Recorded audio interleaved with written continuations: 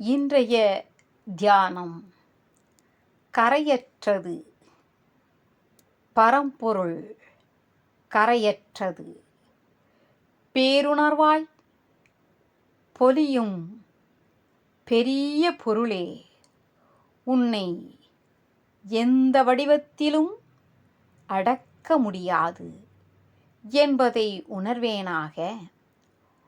உணர்வு என்றும் அன்பு என்றும் அறிவு என்றும் இயம்பும் போது நமது அனுபவத்துக்கு எட்டுவது ஒன்று உண்டு.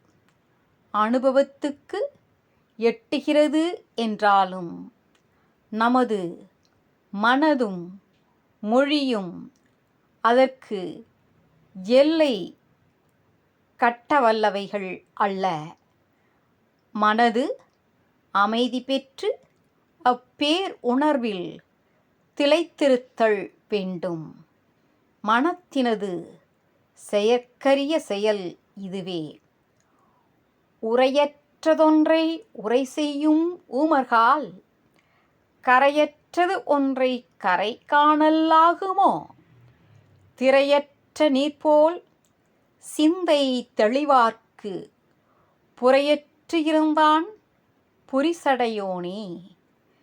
சிவபெருமானே போற்றி போற்றி போற்றி. திருச்சிற்றம்பலம்.